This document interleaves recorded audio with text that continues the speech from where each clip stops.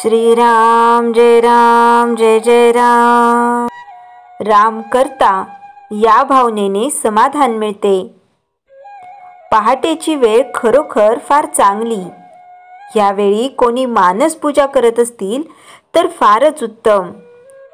दुसरे कोणी यावेळी झोपेत असतील तर आणखी कोणी मनोराज्यही करत असतील। पहाटेपासून तो रात्रीच्या झोपेपर्यंत, मग तो राजा असो किंवा रंक असो, सर्वांची एकच धडपड चालू असते आणि ती म्हणजे समाधान मिळवायची। प्रत्येकाच्या जीवनाला समाधानाची ओढ लागलेली असते। वास्तविक खरे समाधान हे कशावरही अवलंबून नाही, ते राम करता ही भावना बाळगल्यानेच मिळू शकते। समाधान मिळवायचे एक अत्यंत सोपे साधन सर्व संतांनी स्वतः अनुभव घेऊन आपल्याला सांगितले आहे, आणि ते म्हणजे नामस्मरण। खरी तहान लागली म्हणजे सहजपणे कोणत्याही नदीचे पाणी प्यायले तरी तहान भागते। त्याचप्रमाणे खरी तळमळ असली म्हणजे सहजपण नामस्मरण होऊन समाधानाची प्राप्ती होते।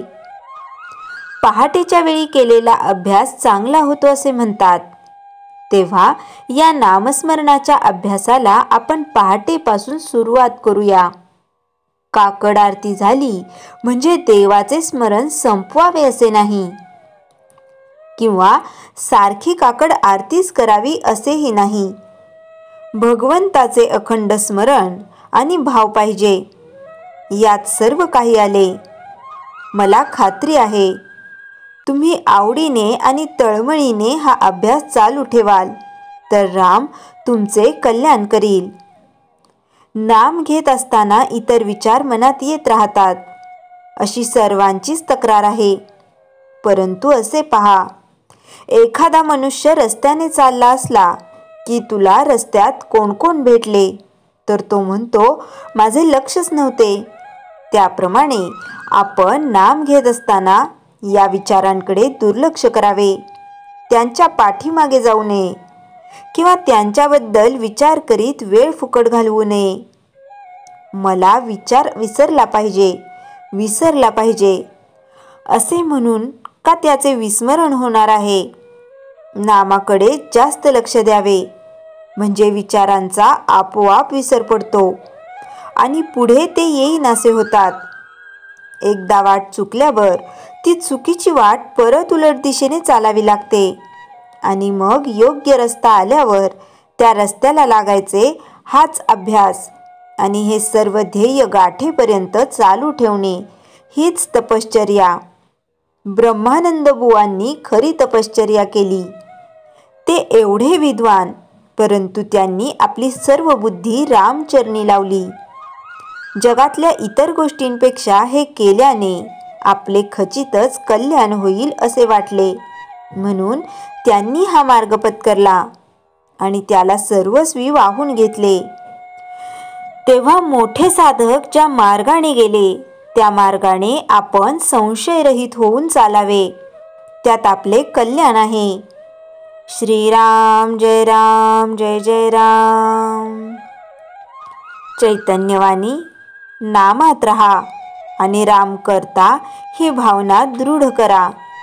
श्रीराम जय जय राम। संत रविदास भाग 3। 1.25 महिन्याने सिर गोवर्धनपूरला बाळाचा नामकरण विधी मोठ्या थाटाने केला। साधू संतांना भरपूर दान दक्षिणा संतोखदासांनी दिली। रविदास कलेकलेने मोठे होत होते। सात्विक व धार्मिक आईवडिलांच्या सानिध्यात पालन पोषण होत होते।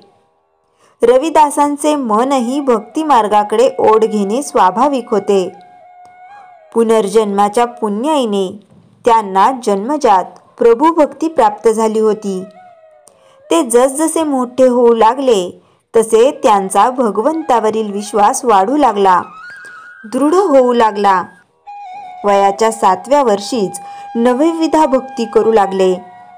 मुलाचे खेळण्या बागडण्याच्या वयातच त्यांचा कल देवाकडे लागल्यामुळे त्यांच्या आईवडिलांना काळजी वाटू लागली.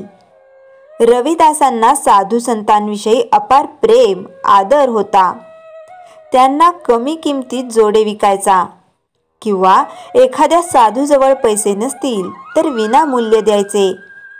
कित्येक वेळा वडील रागवायचे, पण रविदास लक्ष देत नसत. रविदासांची उदार वृत्ती, भगवंत भक्ती वाढतच होती. रविदास 4-5 वर्षाचे असताना वडिलांनी त्यांचे नाव शाळेत घातले. रविदास चर्मकार समाजातील असल्यामुळे सनातनी ब्राह्मण शिक्षक पंडितांचा त्यांच्या शाळेत येण्याला विरोध होता. पण त्यांच्यातील एक ब्राह्मण शिक्षक पंडित शारदानंद पुरोगामी विचाराचे होते. शिक्षणाचा अधिकार सर्वांनाच आहे असे त्यांचे मत होते. ते रविदासचे शिक्षणासाठी खंबीरपणे पाठीशी उभे राहिले. त्यांनी वैयक्तिकरित्या घरी शिकवण्याचे ठरविले आणि सुरुवातही केली. रविदासची जिज्ञासू वृत्ती, शिकण्याची प्रामाणिक धडपड पाहून पंडित शारदानंद यांच्यावर जास्त लक्ष केंद्रित करू लागले, मेहनत घेऊ लागले. त्यांना सतत वाटायचे की या मुलात नक्कीच काहीतरी दैवी शक्ती आहे. त्या काळी उच्च नीच, जातीभेद, रूढी परंपरा फार कटाक्षाने पाळल्या जात असत. म्हणून एका ब्राह्मणाने चांभाराच्या पोराला शिकवतात हे सहन होणे शक्य नव्हते. त्या लोकांनी कडाडून विरोध करूनही त्यांना न जुमानता रविदासला शिकवून एका आदर्श शिक्षकाची भूमिका पार पाडत होते. एकदा शारदानंदांचा मुलगा रामेश्वर बरोबर रविदास लपाछपी खेळत होते. रात्र झाली म्हणून दुसऱ्या दिवशी खेळू असे ठरवून मुलं आपापल्या घरी गेले. ठरल्याप्रमाणे दुसऱ्या दिवशी रविदास रामेश्वरला बोलवायला त्याच्या घरी गेले तर त्याच्या घरातून रडण्याचा आवाज ऐकू आला. रविदास आत डोकावले. त्याचा मित्र रामेश्वर सर्पदंशाने मृत्युमुखी पडलेला होता. आई वडील आकांत करत धाय मुकलून रडत होते. रविदास रामेश्वराजवळ जाऊन म्हणाले, मित्रा उठ, ही झोपण्याची नाही तर खेळण्याची आहे. आणि काय आश्चर्य, रामेश्वर चक्क उठून बसला आणि दोघेही खेळायला निघून गेले. अशा प्रकारे रविदासने आपले गुरु व शिक्षक पंडित शारदानंदांच्या उपकाराची जाणीव ठेवून त्यांच्या मुलाला जीवदान देऊन उपकाराची परतफेड केली. हा चमत्कार तिथे उपस्थित असलेल्या लोकांनी बघितला. साक्षात देवाच्या रूपाने रविदास धावून आला. त्यांना देवाच्या ठिकाणी समजून त्यांचे पाय धरले.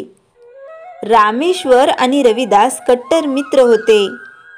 आपल्या मुलाच्या मैत्री खातर बालहट्टामुळे ब्राह्मणांचा विरोध असूनही पंडित शारदानंदांनी रविदासांना वेदविद्या, तत्वज्ञान शिकवले. रविदासांची त्या बालवयातही भगवंताप्रती निस्तीम आस्था होती.